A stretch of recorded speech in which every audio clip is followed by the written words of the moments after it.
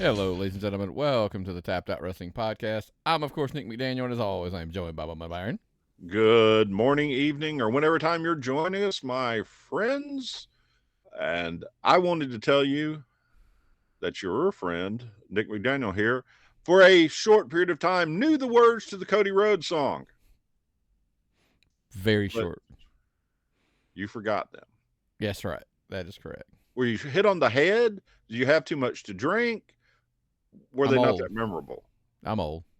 That's it. I'm old. That's why I forget. 'Cause I'm just old. Were they nonsensical? No, look. Here's funny. The trick was we were making a joke about it a while back, and then it was my wife was like, "You could probably just turn closed caption on, and it'll probably tell you." And I thought, nah. And so we did, and guess what, folks? They were there. I was like, oh shit. I was like, they actually closed caption did know the words to the song. That's kind of crazy. I'd have never seen that. I never would have saw that coming. So now deaf people everywhere know the words to Cody Rhodes. that's right. And if they time it right, I can teach them. My buddy Kerry, we talk about Kerry all the time. He's deaf, and he's like, he can sit there and he'll know to jump up and go whoa and do the whole thing too. But so he'd more like, ah. He'd say whoa because he's tone deaf too. He's not just deaf; he's tone deaf. So we love you, buddy. Worst podcast on the face of this earth. Yeah, exactly. But hey, man, look. Before we get started, look, it's we always start off the show. We plug the YouTube channel, all that kind of stuff, and I'm like, look, I told you we were getting around to it. YouTube.com. The handle's Tapped Out Pod, of course, or you can search Tapped Out Wrestling Podcast. Like the page, subscribe to the page, turn on your notifications, and then more important than anything now, Myron, this is why we're telling them now you can become a member over on the YouTube channel page for a reason. I told you we were getting a handle on it, and we were trying to get more content coming, and now, look, we've got somebody who's contributing some articles. Look, we're throwing some stuff up there. I did. Hey, look, I even did a couple audios last week. I told you, man, I'm like, look, when I'm back on the road, it's a lot easier for me to do that stuff. Got the contributor now sending some writings in. Yes. So we appreciate that. That's some pretty cool stuff. I was impressed. Mark Twain of the wrestling world. I don't know about all that now, but the stuff is great. The stuff is great. Yeah. I think it's cool. Like a lot of it's just thought provoking in general, list and just topics in general to make you think. I think that's. For us, it's not about like us telling you our to defend, and that's what when I had the conversations with him, I said, look, I don't want these like in the sense of you're right and they're stupid if they disagree. It's more about like, hey, this is my list. What do you think? Let us know at tappedoutpod@gmail.com. Like that's kind of always been the point of all of our stuff is like, it's a conversation starter and, send us what your thoughts are, that kind of thing. So it's the undirt sheets. Yeah, exactly. We're not the not dirty sheets. Yes, the not dirty sheets. Everybody likes not dirty sheets. Exactly. My wife always loves clean sheets, as she says. Yes. Anyway, look, lots of stuff going on this week. But look, it's going to be the second week in a row I'm prefacing our show with this. Going to be a little more indie talk than we normally have. There's lots of stuff going on. I know we're heading into Money in the Bank, and we're heading it, Forbidden Door, and all that stuff's coming in. But dude, we had a spectacular, independent wrestling filled weekend. I always say, if you get tired of watching that stuff on TV, if you're just burnt out, I gotta show you this Facebook post. I gotta find it again. I'll put it up somewhere. Of these people that went to a show Saturday night who weren't wrestling fans, and the show turned them into wrestling fans, and they had to have a picture in the ring, and they wanted to see all the wrestlers, and they took pictures, and they bought merch, and they were won over as wrestling fans because of a show. Now, if you're a wrestling fan and you go to that show, it's like you've been in the back room with one of the Steiners and the steroids, and all of a sudden you're just all pumped up and you're ready to watch wrestling and love it again. It's just amazing, folks. Yeah, that happened. That's happened 2 nights in a row for us. Friend of the show, Jamie Martin, had some friends at the Southern Honor show on Friday that had never been, and they had a spectacular time. Yep. And then on Saturday, kind of the same exact scenario. New people at a show, never not have it. It's not their thing.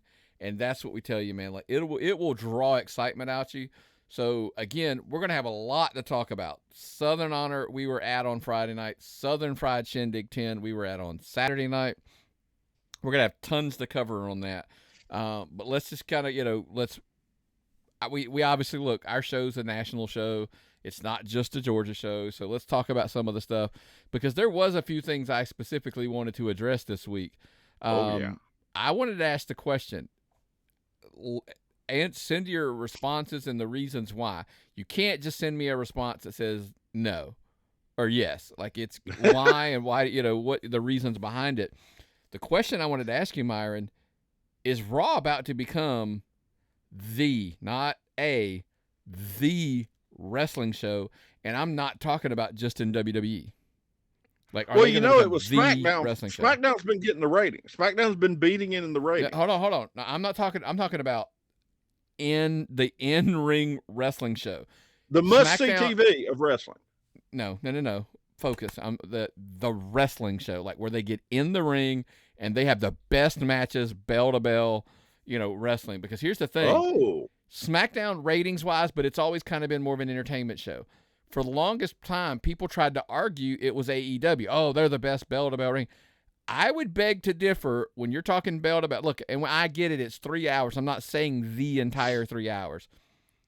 On Monday night, we were given Kevin Owens and Gunther, who, if you're a social media person, like I don't typically do this, but watching that match, I was curious how the internet was going to respond.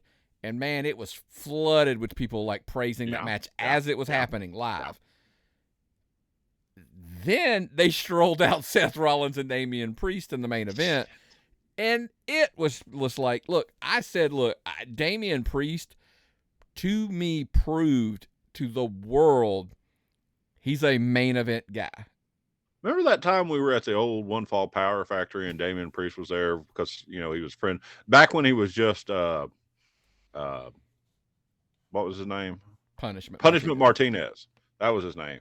And like he was standing there looking all cool, and he was, you don't realize how tall these people are when they're not standing next to other wrestlers.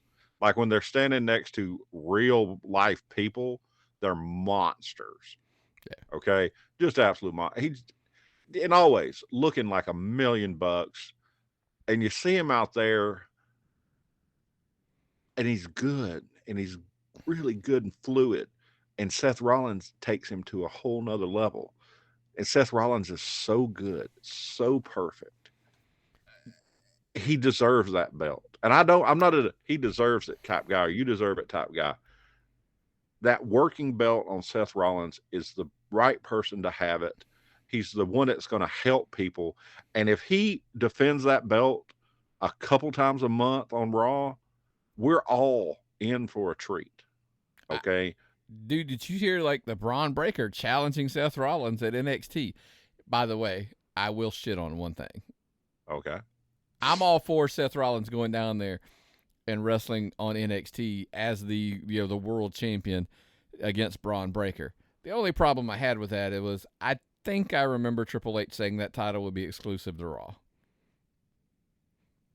That'd be my kickback on it. That'd be my only knock on it. But otherwise, listen, you already told me the draft didn't mean shit over the last week, so I don't really particularly care at this point. So if you're going to go back on the fact that, hey, I understand this belt's exclusive to Raw, but this kid down at NXT wants a piece, so I'm going to go down there and give it to him. And if Triple H says, all right, go ahead. That's fine. But I 100% agree with you. Seth Rollins as the wrestling champion, the one who's going to go out there night in, night out and defend that championship and wrestle, right guy, right place, right time. But Damian Priest, what I'm saying, even if Damian Priest doesn't get it anytime soon, he established himself, I think, as a guy that people will go, you just did it. I could see him being the champion. Well, the whole thing with Bad Bunny, that whole thing, they'd been a tag team on the earlier show. That time Bad Bunny was there. The show he put on in Puerto Rico, was phenomenal. And, you know, anytime you can take one of those celebrity guys and do what you have to do to make them look like they want them to look like and get the fans behind it, he was a made man. And it was so good to see the way they made that work out. I think loved it. Proves you're a company man too, Myron. Exactly. And they reward people who are willing to do. Mhm. I mean, I'm not a wrestling expert, but I've worked in Myron, a corporate structure. What? how long ago was Sami Zayn in the ring with Johnny Knoxville? That wasn't Oh, the summer, yeah. but it was the WrestleMania before this past one. And he's always backstage talking to somebody on every show. No, seriously. Every time you go backstage on any show, Sami's back there talking to somebody and then wrestling on the show. Okay. Is Sami Zayn not an integral part of every single bit of WWE TV right now? Feels like it.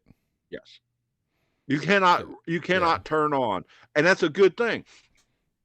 I fast forward through so much of WWE television, and every week that percentage is decreasing. The filler percentage for me is decreasing because they're filling it with better matches, better segments, better promos, more interesting things. Man, you can't go wrong with that. More entertainment. Because so you're talking about the great matches. They also threw Kevin Owens and Gunther in there, and they put on an absolute clinic. I'm going to ask you a question, Myron. Where are all those people bitching about Gunther's name? I remember when it happened, I'm like, dude, everybody forget. They'll move on. Yeah. You were even like, he'll always be Walter to me. And I'm like, nope. Yeah. He's Gunther, and he's kicking ass. And, oh, by the way, he's been the champion for a year, I guess, now, for the Intercontinental Champion. And I every time I see a picture of that man smoking a cigar, it's the most epic picture ever. Like there was a picture of him out on this balcony somewhere smoking a cigar and drinking some orange juice. And there's a picture of him, like, it's kind of dark and he's laid back. He's been back, on a park bench smoking a cigar. He's the damn epic heel. He's the bad guy. He could have, he's almost like a Harley Race figure. There'll never be another Harley Race, but he's that kind of bad guy now. And there's not been that kind of heel in forever.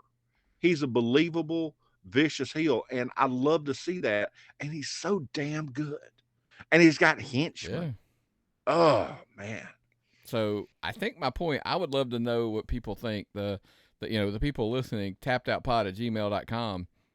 Is Raw slowly becoming the wrestling show to watch every week?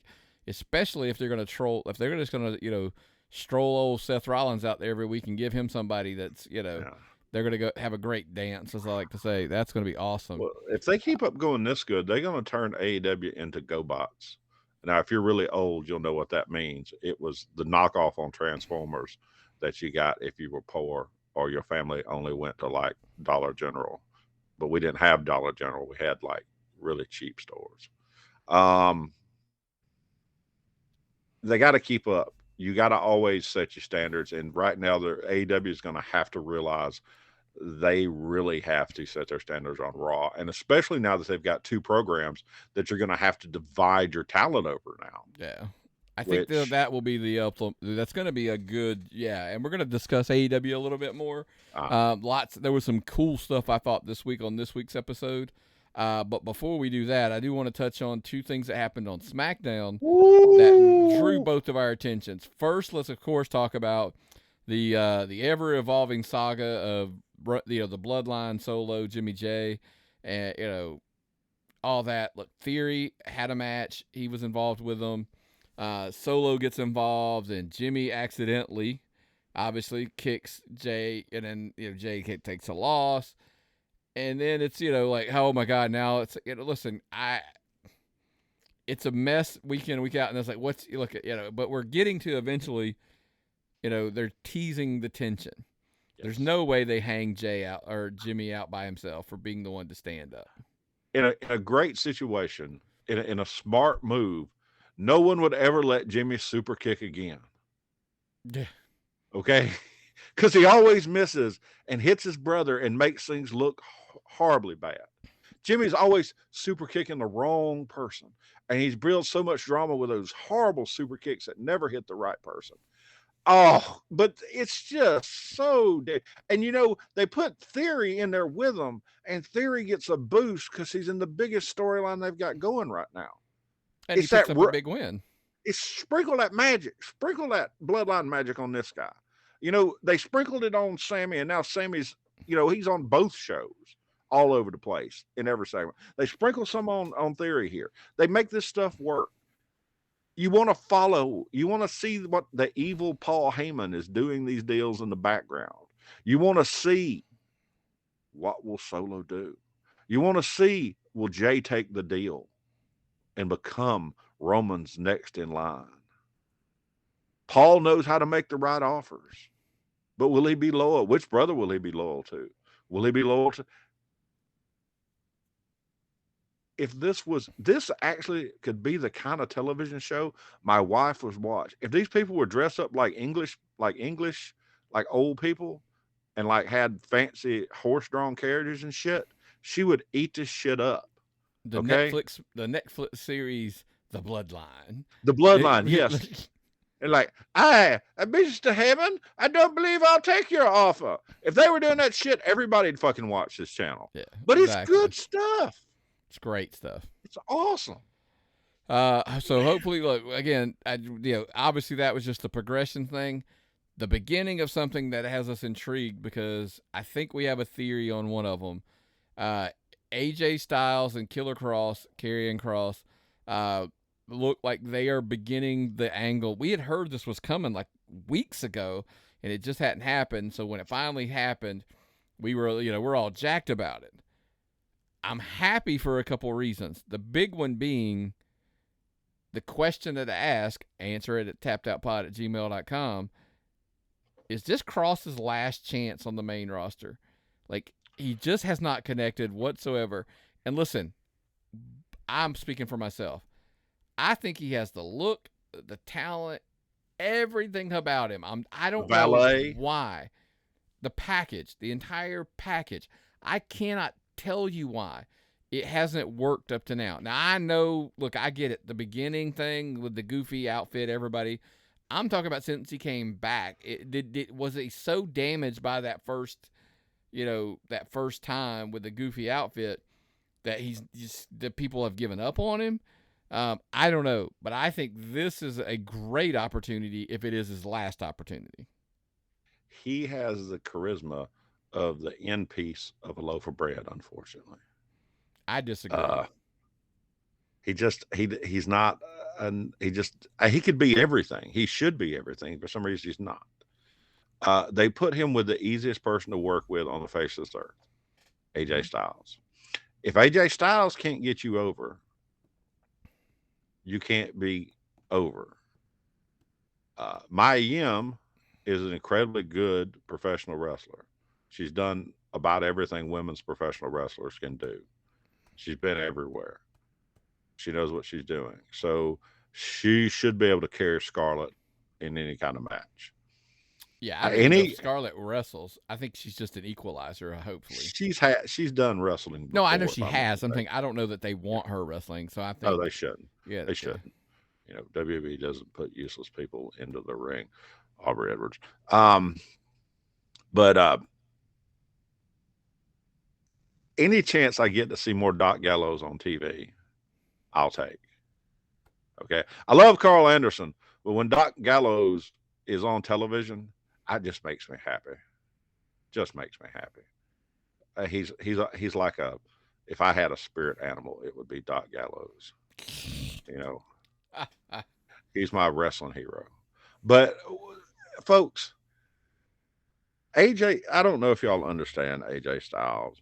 He probably will be the greatest Hall of Fame wrestler of all times for every place he's ever worked, every place he's ever gone, I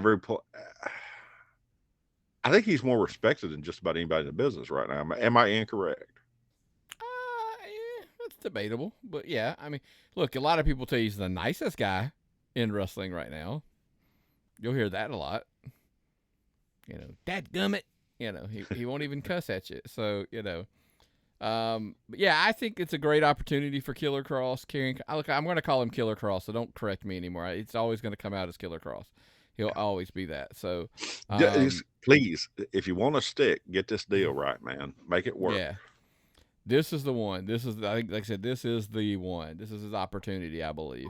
Now, over on you got something else? Oh, I got something to say. One other thing. LA Knight gets out on the commentary desk. LA Knight, somebody was posted, and this is what kills me about wrestling fans. Why does no one take LA Knight seriously? Why does the WWE not take him seriously? What the hell does that mean? They're booking him much better than they did any time in the past.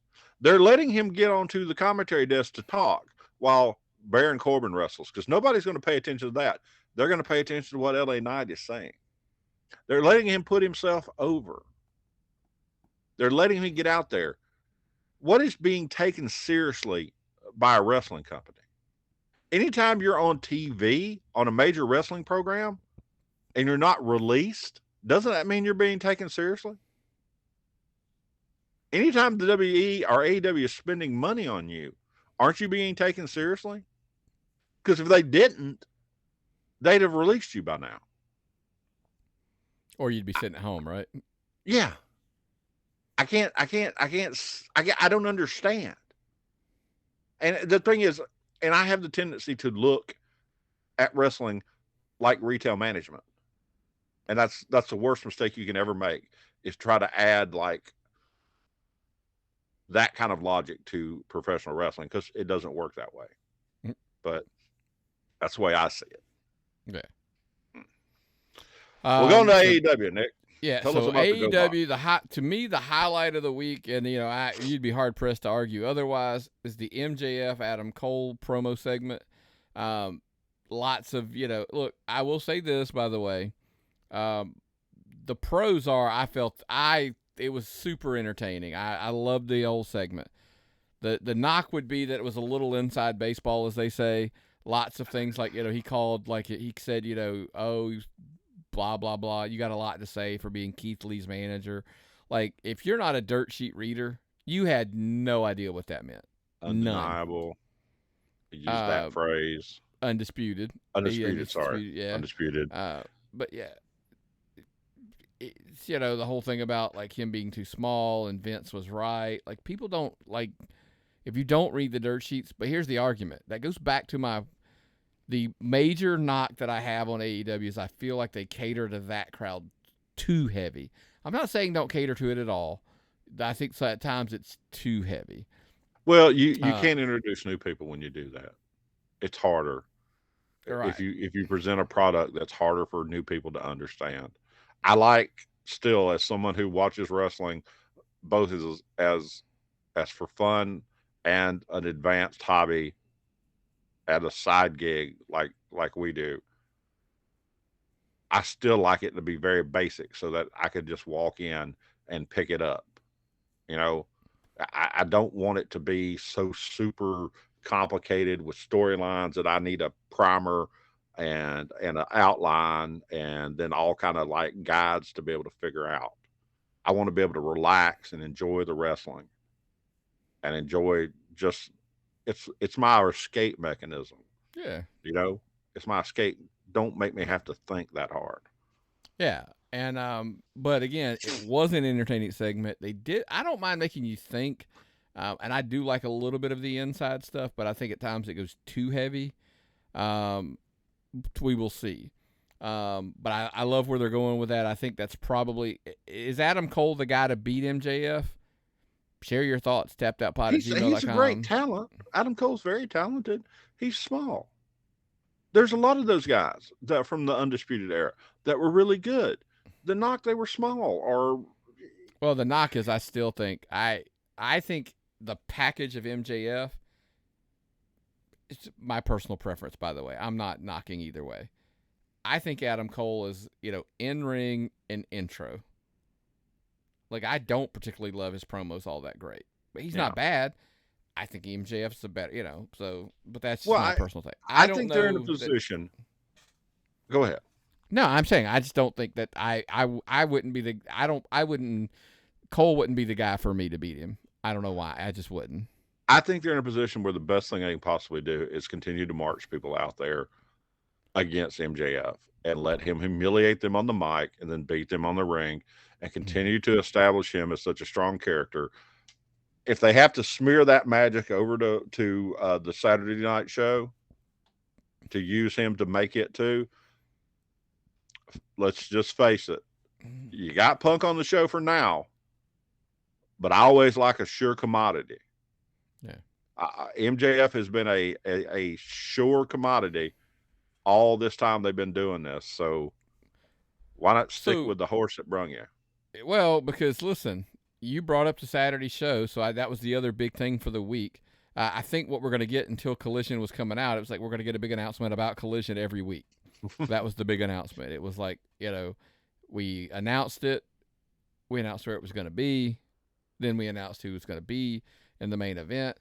And this kind of is, to me, I think kind of goes back to what I was talking about, the inside thing. You announced FTR and Punk are going to wrestle Samoa Joe, Jay White, Juice Robinson in a trios match in the main event. And my argument was this: hey, you rolled out the biggest name apparently you're going to have on the show in CM Punk. That's a positive. But why are those 6 fighting? You see where I'm going? I mean, I'm like, okay, that's the inside thing of like who is Juice. I don't even know, and I'm an AEW. I watch it pretty regularly now. Jay White and Juice Robinson to me hold no stock as to who they are as far as why they're in AEW and what they're doing. Juice Robinson is that guy that wears the sunglasses and the denim jacket. He was in Impact. No. Juice Robinson. Yeah. He wears the sunglasses and he does that stuff where he keeps his hands in his pocket. That's Cassidy. It's Orange Cassidy. Orange Juice. Juice. Yeah.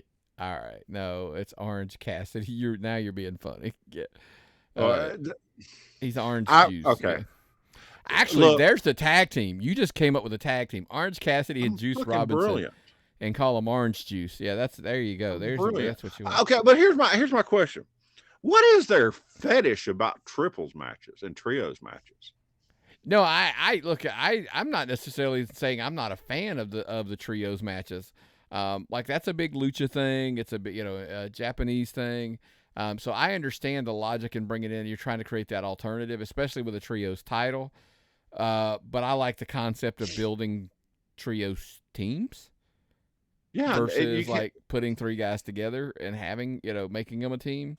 Look, are we hyping eventually if you're building this team? Are they trying to get to the Elite versus Punk and FTR in a trios match at Wembley? Probably. I'm not saying they are, but probably.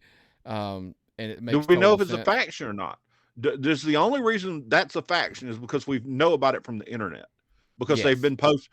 Okay, because that's my part. Like with no Punk there and with no other pieces, you just threw a match together. So because I saw FTR posting about it on social media. Correct. That's how I know that they're a faction. Again, appealing to the base. That's what we've talked about.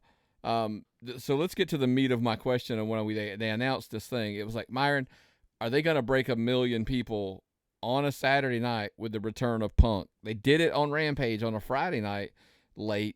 And this is going to be Saturday earlier. It's going to be, so can they before Father's Day, which might be an asset? Because the problem with Father's Day is fathers just want to be left the hell alone. Everybody just wants to pay attention to. Am I wrong?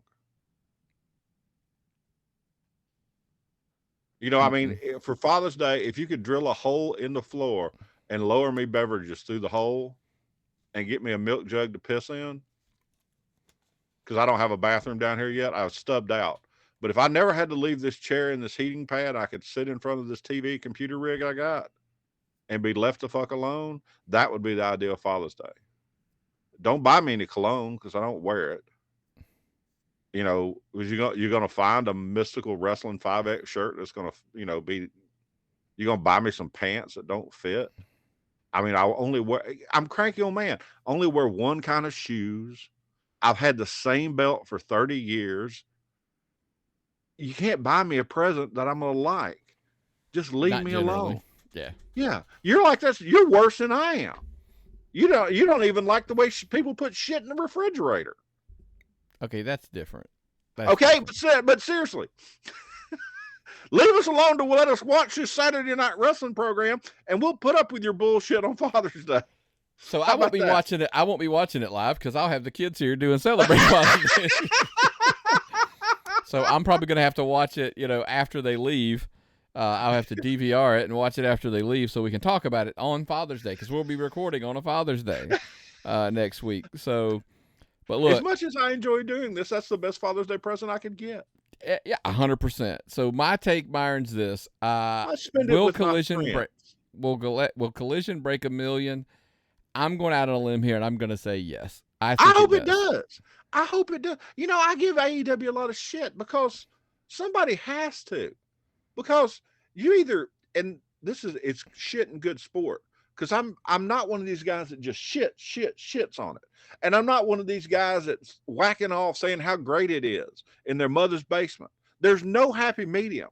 There's nobody that'll tease them when they're shitty and praise them when they're good.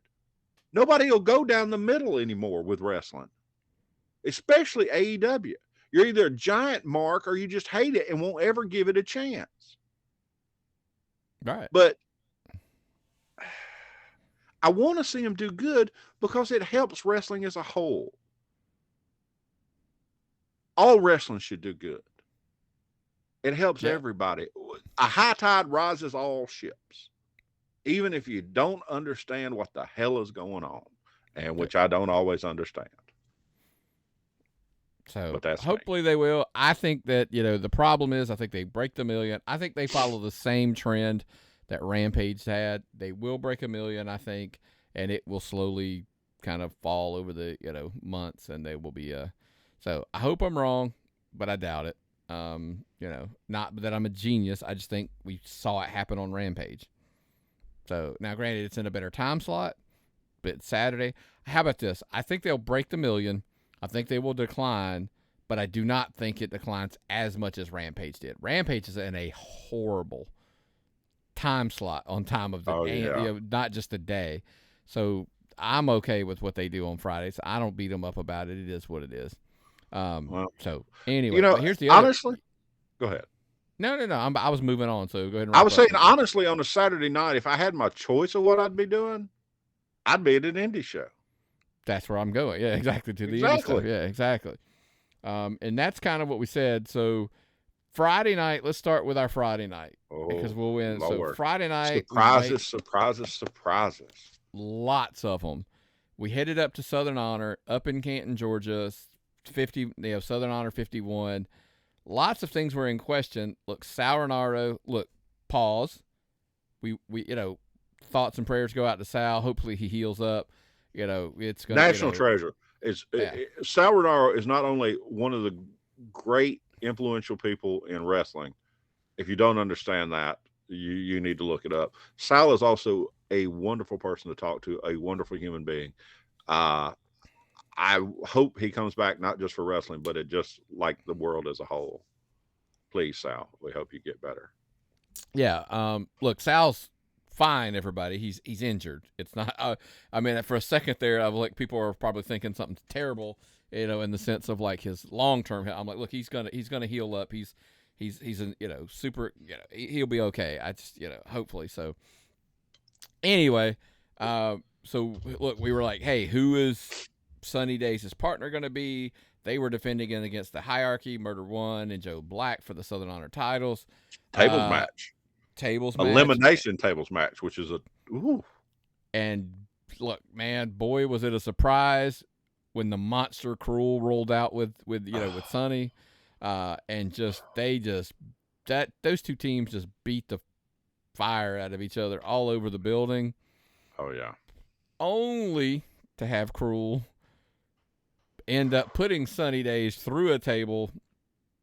Did end up you would think that they didn't necessarily, that moment didn't cost them the titles. It was an accident. Well, here's the thing. The end of that match saw quite arguably, I don't know, let me back up. It wasn't even arguably. The All-Star Special return at Southern Honor 51, after being gone for a while out of Southern Honor, had to be the loudest pop I'd heard in a long, long time. There really should be a formula for measuring like pops square inch based on the number of people in a certain building, because that had to be the gold standard for it, because those people went nuts when they came out. It went nuts. Yeah. They had their beer and they saved the day. It was just they couldn't have done that better. Planned that better, made that work out better. Oh God, people were so happy. And the thing is, I saw something I've never seen before, and I may never see again, and I can die happy seeing this. All three of them sold every shirt that they had. They had a special shirt made up just for Southern Honor. They sold every shirt. Then they sold the shirts they were wearing. Yeah. Okay? They were out there working in jeans and hats. No shirts, because they sold the shirts off their back. People wanted sweaty ass wrestler shirts. They were so over. Never have I seen that. They bought the shirts they were wearing. They got so much appeal. Yeah. They got a seminar on how to sell merch. A seminar on merch. Marketing and merch are lessons that a lot of people need to learn. I'm not saying I'm not one of them. I'm just saying, yeah. Hell, I might take it, and I ain't even a wrestler. Yeah. We got T-shirts we sell. So yeah, so that was that was one of the big moments, but it wasn't like the only big moment. Michael Judas, he's still your Southern Honor champion. I'm going to discuss Judas a little bit at the end of the Indy section. I want to save that, Byron. I know we've talked about it a little bit. I will save that. Heel Todd Sexton is gold. I will tell you, like, even though you may not like him, I mean, some of the lines were pretty funny. So we had the strangest alternate universe, good and bad Mr. Spock with a mustache kind of experience with Todd. He's such a heel, and folks. But hold on, Myron. I thought about this for a second. We talked about this last night, and we were like, man, we got to this whole multiverse type worlds where over here somebody's a good guy, so over here someone's a bad guy. And we also, by the way, remember we had a conversation we were talking about our personal lives, and we said, nobody believes they're the bad guy of the story. They always believe. And so I kind of sat there and I thought to myself, I said, Self, if I was on another podcast that didn't like me, wouldn't I be the bad guy? And if they were on my show, wouldn't I be the good guy? So the question became, is Todd really a bad guy? Or is Todd just misunderstood at the other place because at one place they love him because they know what he does for them? But maybe is he just underappreciated at Southern Honor? Or misunderstood. Because they don't understand what all good he's done for them. And he's just reacting to the abuse he's felt. Correct. He just feels a little disrespected. Maybe that's the problem. Maybe, listen, I love Gary Lamb. I'm a Gary Lamb guy through and through. But does he just not understand what Todd Sexton has done for him for the last 2 years? You see what I'm saying? I'm like, maybe it ain't. Todd's not a bad guy. And maybe, look, when he says that to Diana, to put a little respect on his name, maybe he just feels like he's not getting the respect he deserves at Southern Honor. Because he gets it at his other place. Everybody over there loves him. Even when they didn't agree with him, they came around and understood how important he was there, and they loved him to death. They love him at Southern Fried. So maybe he just doesn't understand why at Southern Honor, they don't love him like that. So he's got to prove a point to them and show him he knows what's best for them, And maybe he, in his heart of hearts, he believes that, you know what? Michael Judas was what was best for them. And aligning with Nick Halen, hell, I can't disagree with that.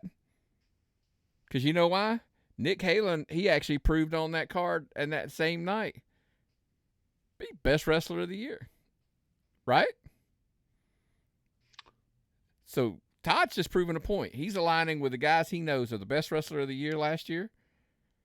Michael Judas, who I'm going to make a case for something in a minute. And then, maybe he's just, like I said, he's just misunderstood. We'll address part 2 of that when we get to Southern Fried. You're going to have to warn me if you get that deep so I can get high. Because, I mean, that's like really, really philosophical and shit. Well, now I am going to get philosophical, Myron. So AC Mack, and losing that match to Nick Halen, also had to leave Southern Honor Wrestling. Now, from my understanding, and I'm only speaking from what you hear, and based on that video package, AC Mack's going to be stepping away from wrestling. Don't retire. Time will tell. Permanent, but I believe Mack's the kind of guy who, if he's saying he's retiring, he's retiring. They gave him a beautiful video. Kudos to the guy who put that package together for him. And how cool was it, by the way? We'll come back for a second, but how cool was that for a guy we were just discussing who's performing at a massively high level? He's your current U.S. champion in WWE, Austin Theory, to kind of put that little video clip together to give a shout out and pay some respects to, somebody he understands was important to him and AC Mack. Mack's one of the best I've ever seen. And a complete tool player. Not only is he a phenomenal wrestler, he is one of the best mic guys I've ever seen. Well liked by everyone. A damn good heel, an amazing baby face. One of the nicest people I've ever met. Not having him around will be sad, but if it makes him happy, I'm all for it. Yeah. Best wishes. Yeah, 100%. I mean, look, Myron, when we put our show on, coming up on 2 years ago, whatever the hell it was now, I mean, he was one of the first guys. We're like, dude, we got to have Mack on the show. Yeah. But by the way, it was a hell of a match. I mean, with that triple threat that we ran. Oh, he's a draw. Mack. Any poster he's on, it's been a draw. Yeah. So, look, happy for Mack. Hopefully, if it, look, I always tell people, if it's his decision, it's what he wants, and it makes him happy, kudos and nothing but love, and hopefully he enjoys, whatever life brings him going forward. So congrats, and kudos to AC Mack. Then we rolled into Saturday night. Shindig 10. Oh, the moments. Yeah. Southern Fried unload, they're going to celebrate 10 years. They unveil the new ring skirt, the new ring mat. They got me. I walk in, I get overwhelmed, and when I come in, because the crowd, the noise, not in a bad way. I'm just like flying all over my head. I'm looking at stuff. I'm like, got to go get my Diet Coke. Got to get another water from there. Got to go see what kind of hot dogs or candy they got. I'm all up in the moment, and I didn't realize that the ring canvas was not like tied down and stuff. I saw, and David's like, "Did you notice anything?" I'm like, "Okay, that's odd. You got a new skirt, but So Rodney and them rolled the canvas back. That was a really cool thing to do in an indie show. And there's this brand new black canvas with the logo on it. I really wish y'all could send me a picture of that so I could put it up on Facebook or any social media. Beautiful black canvas, beautiful ring skirt. They painted the ring poles, the ropes look, they got those all set up. Beautiful looking thing. And that just set the tone. David spoke. Bill Barron spoke. I was just, me, I'm emotional. I was tearing up. Todd was put into the Hall of Fame. I just was the moment. Hold on. I don't. Normally, I say I don't want to cut you off, but I do want to cut you off on something. Yes. This goes back to my point earlier. Put a little respect there. Todd went into the Southern Fried Hall of Fame. They love him. Yes. They show him the love. They show him the. Yes. Now you understand why I'm saying he's maybe just feels a little disrespected at Southern Honor, because clearly he's appreciated and loved at Southern Fried. He's like a baseball player in an opposing city, you know. But I disagree, because over there he's hitting for them too. They just don't appreciate the hits. Maybe he's the unsung guy. Maybe he's the guy who's they don't appreciate because he's in the 6 hole, but even though he's knocking in a bunch of RBIs, they don't appreciate it because he's in the 6 hole, and they only care about the guy hitting in the that's batting cleanup. I don't know. I'm saying you went with a baseball analogy. That's just where I'm going. Yeah, I'm not good at baseball nowadays. So that's kind of my point.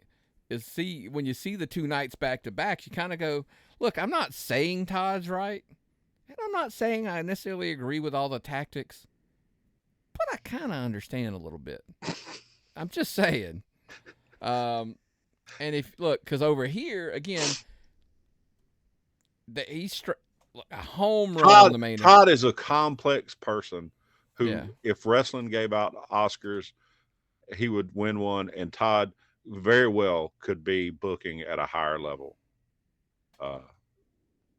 If y'all wanted to divide just independent wrestling in your state booking, if you want to look at the booking, if you're willing to go that far behind the curtain and pick the Father, Son, and the Holy Ghost of bookers in your state, who would it be? Now, I'm not going to say who it would all be in our state because kayfabe. But when you think about who would you consider those bookers to be? Yeah, I think that's a unique look at stuff. But Todd and David and Bill and them create a moment. Yeah. And the guys backstage, Rick and them, create a moment. And Southern Fried creates this thing where everybody there is happy and everyone is excited.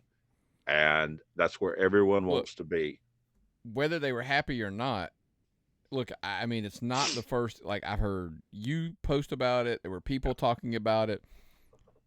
And, I love that there were people hollering that they had match of the year in February. Yeah. But there are many people that were in that building that said, no, that match last night was the match of the year with Michael Judas versus CT Keys for the Southern Fried Championship. What they did, and I always tell people, I can only judge matches that I was present for. Yeah. What happened? They had the magical seasoning, and a little bit of that, whether you like a little beef, seasoning or a little salt and pepper. You had Todd Sexton, you had Jagged Edge. That was a little bit of a seasoning to the steak that was CT Keys and, Michael Judas. Those 2 guys in the ring were the steak. Yeah. I mean, and they beat the tar out of each other in that match. Literally beat the hell out of each other. Yeah, if you see Jagged Edge on a card, it's worth going to see the whole show for that. Just for him managing one match. He is hell, he was an amazing wrestler when he worked. We caught him when he was with JBE. Hey, can I pause you there again? I'm on a roll with cutting you off today. I apologize. You said you implied he used to be a great wrestler. I would take Jagged still to this day over a lot of the guys that I see on the indie shows. Because he would go out there and he would outperform a ton of them. Yeah, you're right. So, you are right. Go ahead and progress. So. And Mr. Retired Todd Sexton with that super kick that would make the Usos jealous. I'm serious. No, you look at any super kick on any one of the network shows, the primetime shows, and see if anyone has a super kick as good as Todd Sexton's. Find it and show me the video. I don't think you can.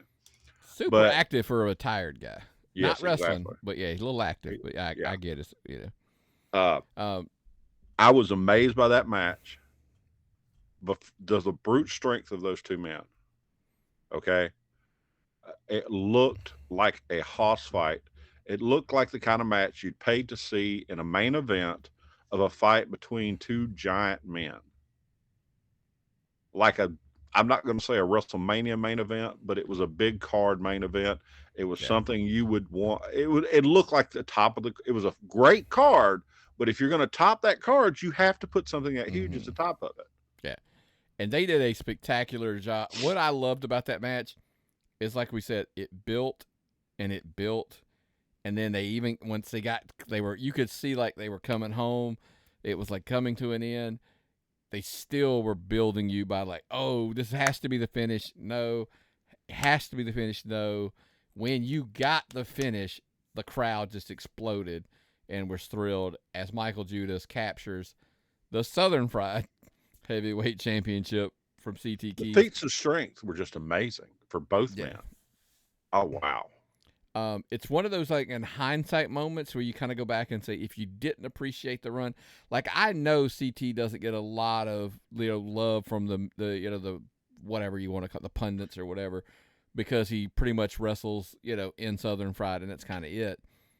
I think this championship reign's one that could be looked back, in hindsight, and has probably been underappreciated a little bit, because I think this match clearly showed that he had established himself as one of the top heels in the promotion, because the measuring stick is people were thrilled that he lost.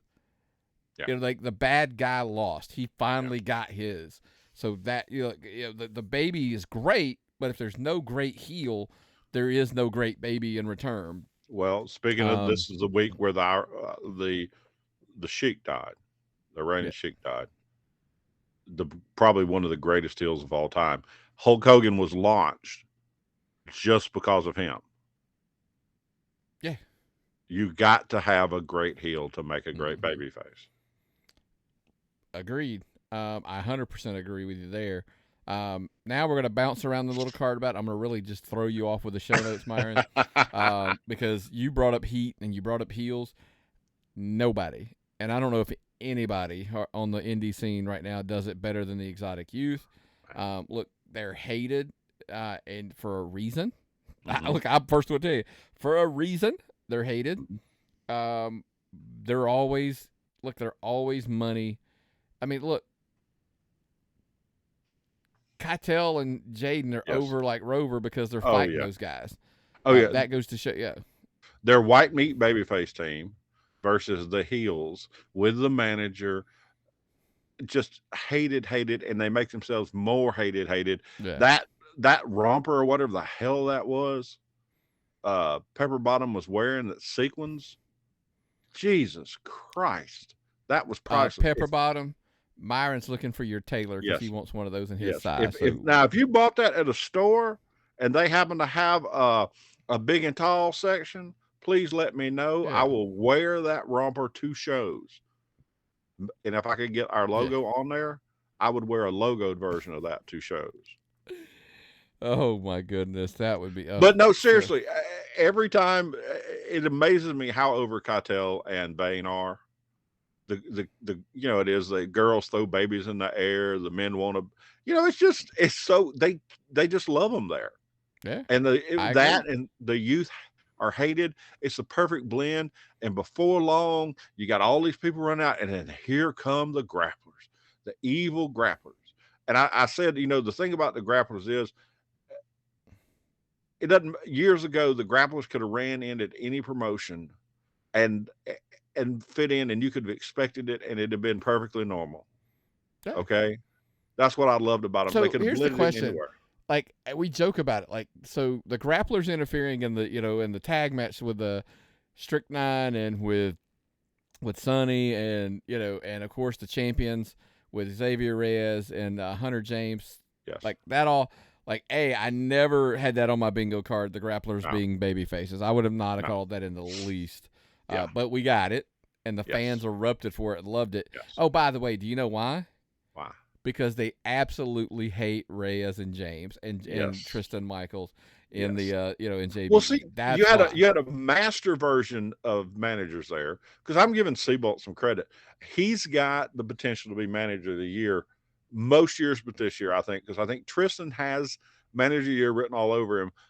Because he's not only just working in Southern Fried, he's getting out there and practicing his trade. He gets better every time I see him. folks, you got heels, heat. That's what makes the team like that work so well. You want to see them lose. You just gotta see them lose. That's what makes it so beautiful when they lose and the baby faces do good. And what could have arguably been the second biggest pop of the, that we heard all weekend, right, was how about Strychnine and Sunny Days winning the Southern Fried Tag Team Championships? Oh. The crowd just went bananas. Like, yeah. Hey, Sunny Days and Strychnine, totally not on my, there was a joke. Nope. Not on my bingo card. Well, the really thing that not on my bingo card is Sunny Days coming off the top rope with a splash. Like, it looked like Bronson Reed's, tsunami that he does dropping on or whatever. I was like, never would have seen that coming. Here's the crazy thing is, you thought Sal and Sunny were crazy. What about Strychnine and Sunny? That's a crazy one. Yeah. Oh, that's a good one. That's a good one. Yeah, I'm liking that a lot. Like it a lot. And look, the Adrian Hawkins had tried. He attempted to run the gauntlet. All the way through, which we did, by the way. Of the approved, Bobby Moore, Rob Adonis, and Nick Kalen. Look, there was a lot of shenanigans. That's how Nick Kalen took the loss. Let's go ahead and leave it at that, right? Like, Nick Kalen doesn't lose unless there's shenanigans. Well, that whole bunch is shenanigans. That whole bunch is nothing but shenanigans. There's always shenanigans in that bunch. That whole approved bunch of guys. And that's, I love good wrestling shenanigans. Look, and that's good. Look, Hawkins is absolutely 100% loved now. I mean, he's one of the top guys there. I'm eager to see where he goes now. Because I'm wondering if that's over. Are we moving on? Heel turn. No. Come on. They love him too much. Heel turn. So all of that wraps up, and I wanted to ask, as we wrap up the whole Indy week, is there anything else you want to talk about Southern Fried before we move on to my last thing I want to talk about? Getting to see Carly Bravo. Oh yeah, it's in my notes, and I totally it was awesome to see him and do his thing. Ashworth kicked ass. Carly Bravo is phenomenal. You got to give him so much credit just for the facial gestures and the looks and the stuff. Interacting with Hunter Knott and Grillo was great. Just that part. If you just take that part and separate it, the interactions and the just the way he had hit everything like that. Carly Bravo. I mean, look, we said it months ago. It might have even been a year at this point. As a matter of fact, we used him in 2 segments on our show, so go ahead and figure. Like a year and a half, 2 years ago, he was literally one of the most entertaining people that we had seen, in Georgia. So enough said. Now I'm going to ask the question. This is going to become, it's halfway through the year. People are going to start talking about this, talking about that. Nick Kalen is your wrestler of the year at this point for 2022. Yes. So now we're going to discuss 2023. Listen, my argument is Cruel/Logan Creed will always be in the mix. The issue that he had is he had a lot of time that he missed with the injury. And here's my thing. I think, a lot of his stuff was outside of Georgia. Some of it was in, so we'll have to figure that part. That's a conversation. Mm-hmm. So let's just focus on what I think is quite arguably, because I leaned, was it last night I asked you, were we at the show when I said? Prior to the end of the match. Prior to the end of the match. I did ask you. I said, if Judas wins the Southern Fried Championship, is he after winning the night before? Because at the last show he had at 50 he won, so 51 he retained the Southern honor. He wins the Southern Fried Championship. I'm like, is he wrestler of the year? Is he the best wrestler, in Georgia? If he wins, because at this point, look, we can get into the great debate of how many the top promotions there are, etc. So I just said it this way: he is currently the champion at 2 of the best promotions, biggest, best, whatever word you want to use with them, in the state of Georgia. Yeah, even if you were to count this and count that, crowds, draw, area, whatever, he's the guy at the shows people talk about, the more established shows that have been around the longest and run the most. I love what the other guys are doing, and they're probably drawing bigger crowds right now. But